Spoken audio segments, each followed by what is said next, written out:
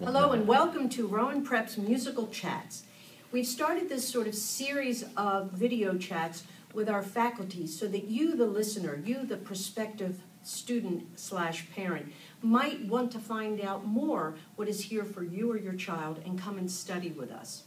So today we're lucky and honored to have Dr. Brian Appleby-Wineberg, who is head of the brass division here at Rowan University.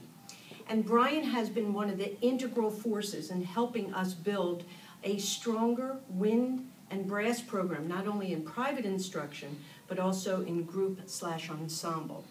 So we're thankful that you're here today, Brian. Good to be here. And you know, Brian, just if you could give the listener sort of just a history of your journey to this point, about how you chose your instrument, why you're here at the university, that would be so great for us. Sure. So like a lot of people, I started playing the trumpet in 5th grade, just in my local public school. There were a couple people in the neighborhood, older students, who actually practiced. They were in high school, and they would practice with their windows open. And they were actually across the street from each other. And so during the summers, they would be home practicing, and I'd be playing ball in the yard, and I'd hear trumpet from this woman in this window, and then across the street, Brad was playing trumpet out of his window. And I asked my mother when it came time to pick an instrument, does the trumpet get to do a lot of stuff in the orchestra? And she said, yes, the trumpet gets to do a lot of stuff. Good for Mom. So I picked up the trumpet. This is back in Michigan, Ann Arbor, Michigan, where I grew up. And starting in 8th grade, I knew that I wanted to teach. And I knew that I wanted to teach music. Sort of all downhill from there. No, it was, grandly uphill. Right. So I went to school. I went to the Oberlin Conservatory for music education, and I thought that if I did a performance degree, I would get more performing opportunities. It turned out that if you could play well, that you got all the performing opportunities that you wanted, and that's true. I think if you're really good at something, you get opportunities. There's always room for excellence, and so I did a 5-year degree there, and met some people in the Cleveland Orchestra, and they suggested that I go to the Cleveland Institute of Music for my master's degree. So I did that.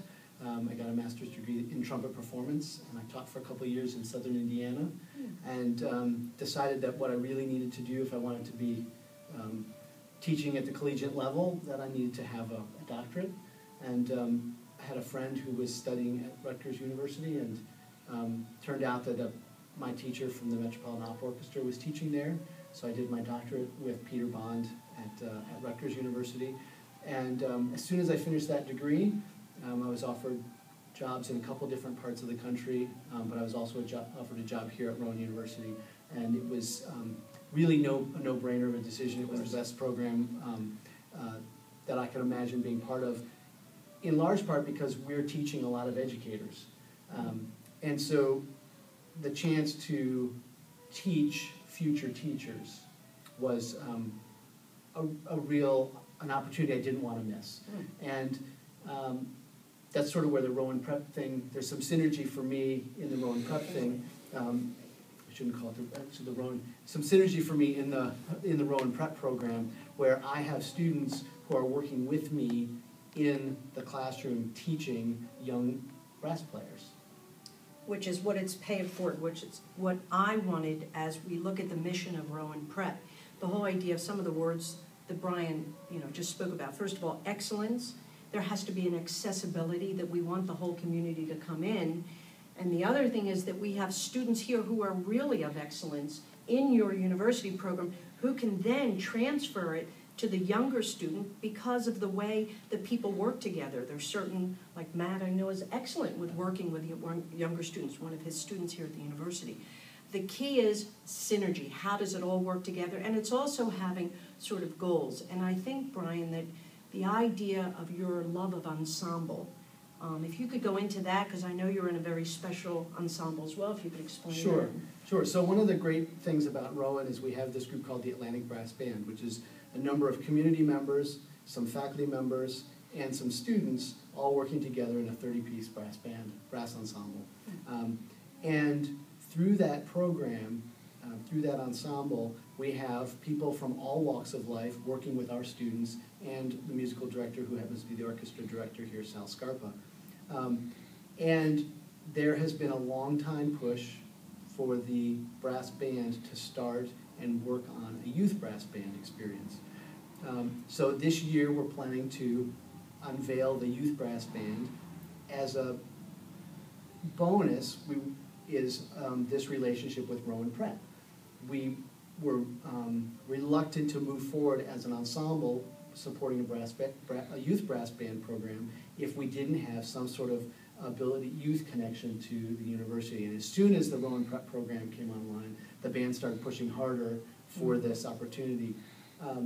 So on the 18th of November, a week from today, we will start, I think I have the flyer, we will do our opening sort of exploratory festival for young brass players. The principal players from the brass band will be here, I will be here, and we will do coaching, master classes, sectionals, rehearsals during the day, and then towards the end of the day, the rest of the brass band will come in. The brass band plus the students are here on the day. We'll combine, we'll do a rehearsal, we'll do a little pizza party, and then all of us together will perform a sort of a small, short concert to bring the day to a close. And this will be a sort of a kickoff to the youth brass band, which we will start in January. Wonderful. And Brian, can you just explain the difference between like a concert band and a brass band? So the kids that want to come next Sunday, and it's open to middle schoolers and it's open to high schoolers, but what instruments can join in a brass band? So any brass instrument, so trumpets, horns, trombones, tubas, euphoniums, baritones, any brass instrument in the brass family, cornet players, we'll take all of those folks. The brass band is based on the idea that there are no strings or woodwinds. And as a brass player, I love that. Right. I grew up playing in concert bands and wind ensembles. In the Midwest, the Big Ten universities have this incredible wind ensemble and concert band tradition, which I love. And we all sort of participated in orchestras as a secondary thing, just because the orchestra was across the hall and they needed principal players from the band to come in and make it a full orchestra. But my first love was concert bands. And then when we came to Rowan and I was introduced to this brass band thing, it's a way of doing incredibly demanding, incredibly virtuosic music for just brass players. And at the highest levels, we also add percussion into the mix, which makes it quite an interesting ensemble experience. So my first love and my passion is brass playing and brass music and brass pedagogy. So this is a way to sort of get all of my love going in the same direction. So good. Teaching, which I'm passionate about at all levels, but teaching brass in particular, and then being able to combine that with my performing passion, which is brass bands. So it's a really interesting time for me, and I'm really looking forward to the opportunities and to making this something that's really going to, I hope, change how brass pedagogy and the level of brass playing happens in South Jersey.